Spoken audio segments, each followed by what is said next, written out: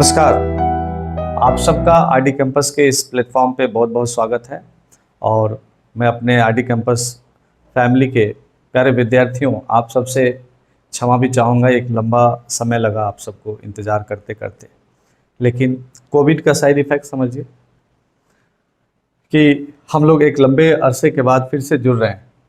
लेकिन इस बीच में जो भी टाइम आपने प्रीवियस होमवर्क में आपने लगाया, वो बहुत इम्पोर्टेंट मायने रखता है, क्योंकि हम टॉपिक दर टॉपिक आपको आगे पढ़ाते चले जाएंगे। बस आप पीछे का वर्क अच्छे से करते रहोगे तो आउटपुट आपसे निकल करके आएगा। ठीक है, चलिए हम लोग मॉडर्न हिस्ट्री के इस कॉन्सेप्ट को लेकर के चलते हैं। आधुनिक भारत यहाँ पे लिखा हुआ है।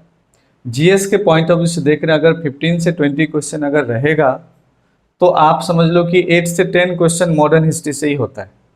एंशिएंट और मिडाइवल लेकर के यूपीएससी में बहुत कम सवाल पूछे जाते हैं, रेशियो जो है वो घटता चला जाता है। तो मॉडर्न हिस्ट्री इसलिए भी आपके लिए बहुत इंपॉर्टेंट है। और इसके कॉन्सेप्चुअल अगर कंडीशन को समझ लेते हैं एक बार, तो कोई भी बुक उठा करके आप पढ़ते हो उसको, वहाँ से आपके क्वेश्चन की पकड़ होनी शुरू हो जाएगी। वैसे मॉडर्न हिस्ट्री के जो मैं आगे लेक्चर में आपको जो भी चीज़ें बताऊँगा, उसमें जिन बुक्स, जिन ग्रंथों का या जिन स्कॉलर्स का हेल्प लिया है हमने, उसमें आप ध्यान दीजिएगा कि एस के पांडे सर आप जान ही रहे होंगे, बीएल ग्रोवर, बिपिन चंद्र, और बहुत सारे लोग स्पेक्ट्रम को पढ़ते हैं। तो स्पेक्ट्रम कहीं ना कहीं कहा जाता है कि इन्हीं सब का एक निचोड़ है, तो आप उसे भी देख सकते हैं। हालांकि इन सभी बुक के स्टडी के बाद जो कॉन्सेप्ट हमने डेवलप किया वही आप लोगों के सामने रखने जा रहे हैं। ठीक है, हम चाहेंगे कि एनसीईआरटी जो मॉडर्न हिस्ट्री का पढ़े होंगे, पहली वाले ओल्ड एनसीईआरटी, वहाँ से भी कुछ चीज़ें मिलेंगी, लेकिन इन बुक्स के साथ जो चीज़ें निकल के आती है वो आपको प्रीलिम्स मेंस हर लेवल पे एक अंडरस्टैंडिंग भी देता है और फैक्ट्स भी फुलफिल करता है। और फैक्ट्स के हिसाब से ध्यान दीजिएगा कि बीएल ग्रोवर सर और एस के पांडे बहुत बेहतरीन बुक होगी अगर बुक के दायरे में जाएंगे तो। बहरहाल हम आते हैं अपने पाठ्यक्रम पे। सबसे पहले ध्यान दीजिएगा, आधुनिक भारत में हम लोगों ने जिस मुगल पीरियड को, मुगल डायनेस्टी को आगे बढ़ाया था, और औरंगजेब तक जाकर के हम लोग धीरे धीरे, कहीं ना कहीं कहा जाता है कि बहादुर शाह जफर जो सेकंड था, वहाँ तक की स्थिति एक लेवल पे दिखती है कि कहीं ना कहीं मुगल साम्राज्य की स्थिति मजबूत थी भारत में, लेकिन उसके बाद की स्थिति धीरे धीरे कमज़ोर हो जाती है। तो सबसे पहले हम लोग आधुनिक भारत में डायरेक्ट आते हैं टॉपिक पे, यूरोपियों का आगमन।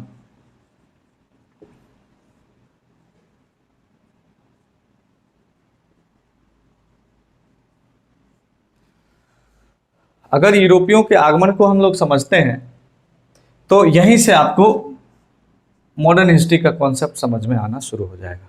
ठीक है, हम बहुत ज़्यादा भी सिलेबस, बहुत ज़्यादा उन सब चीज़ों पे चर्चा नहीं चलाएंगे, कई बार उस पर हो रखा है।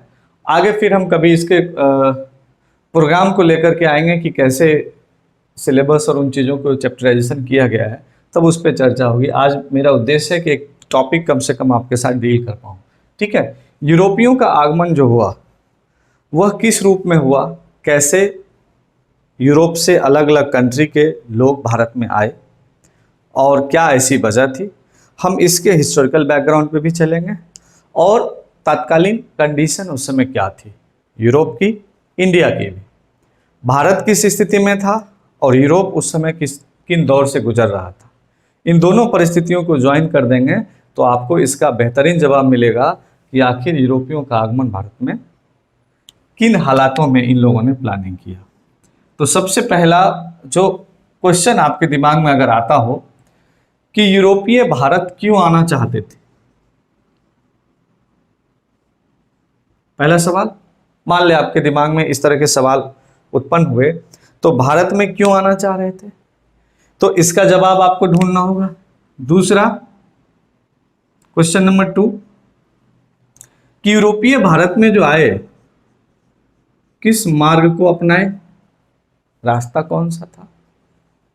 नहीं, तीसरा सवाल आपके दिमाग में बनेगा कि कौन कौन से यूरोपीय देश भारत में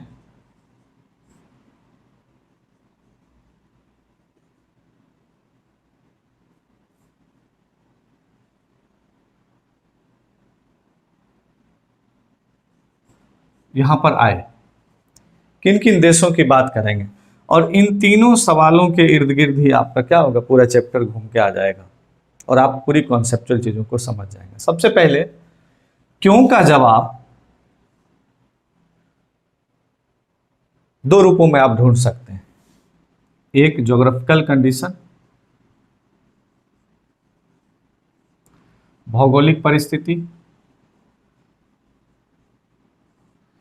या कंडीशन को या अवस्थिति को, ज्योग्राफिकल लोकेशन जो इंडिया का है, भौगोलिक परिस्थिति वो, दूसरा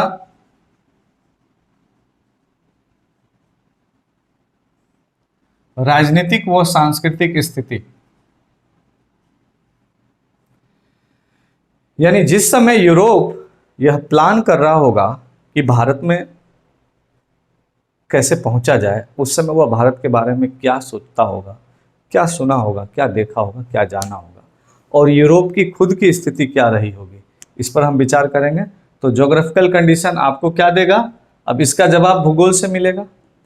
किसी भी एक देश का दूसरे देश की ओर जाने के लिए मार्ग प्रदान करने के जितने भी माध्यम होंगे, उन माध्यमों में सबसे प्रचलित माध्यम उस समय क्या था। थोड़ी सी हिंदी ज़्यादा हो रही है ना? हाँ राधिके, कोई नहीं।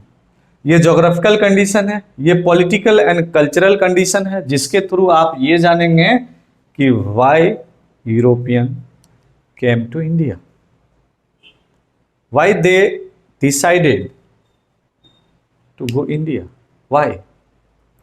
तो इन सब का जवाब हम इन दोनों परिस्थितियों में देखेंगे। मैं एक आपको खाका दे रहा हूं, फिर 1 बाय 1 लेकर के चलेंगे। मार्ग देखेंगे कि भारत आने के रास्ते कितने थे। अगर अभी तक जिन विद्वानों को आपने YouTube पे या कहीं भी सुना होगा, तो कम से कम 1 2 3 रास्ते तो जरूर बताते होंगे, है ना? तीनों रास्तों की अपनी खूबियां होंगी, और ये ध्यान देना है कि यह तीनों रास्ता कहीं ना कहीं अधिकांश भाग इसका क्या था, स्थलीय था।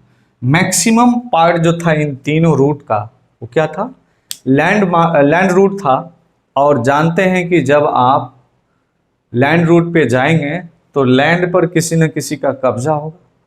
अगर वो लैंड सॉफ्ट है, फर्टाइल है, मिनरल माइनिंग सेंटर से युक्त है, या फिर वो लैंड किसी माउंटेन, किसी डेंजरस क्या बोलते हैं पासेज, इन सब से जुड़ा हुआ होगा, इन सब से घिरा हुआ होगा। हो सकता है कि या तो वह विषम परिस्थितियों में होगा, या फिर अगर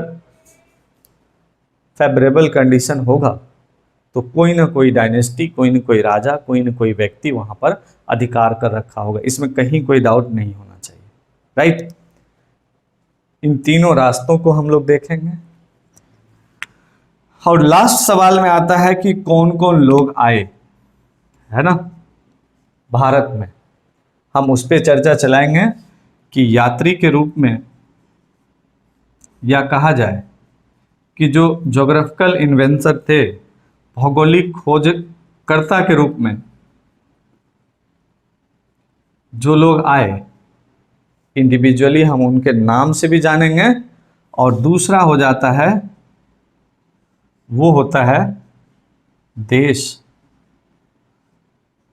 कौन से कंट्री के लोग किस रूप में आए। जैसे बहुत सारे लोग याद करते समय PDEDF करते हैं, है ना? थोड़ा मैं दोबारा लिख दे रहा हूं, PDED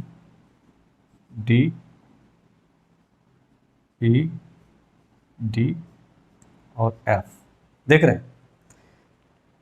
क्रम से जो है ये कंट्री आपको मिलेंगे। मैं इन सब पे चर्चा चलाऊंगा, बस आप थोड़ा सा धैर्य के साथ, पेशेंस के साथ एक कॉन्सेप्ट समझिए कि यूरोपियों के आगमन को अगर आप व्यवस्थित तरीके से एक फॉर्मेट बनाते हैं और उसको माइंड में सेट करते हैं तो स्टेप बाय स्टेप कैसे उस पर विचार करना, उस पर सोचना शुरू करेंगे।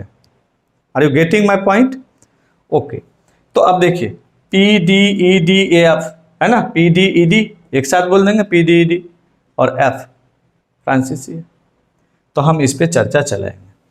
इतनी बात आपको समझ में आ गई होगी। अब इसका क्या मतलब है, इसका क्या मतलब है, इन तीनों का क्या मतलब है, ये और ये, इसका क्या मतलब है, ये समझाने के लिए जस्ट आपको नेक्स्ट सेगमेंट में आपको बताता हूँ कि ये सब क्या है और कैसे इनको डिक्लेयर करने के बाद आपके ऑब्जेक्टिव करीब करीब सॉल्व हो जाते हैं।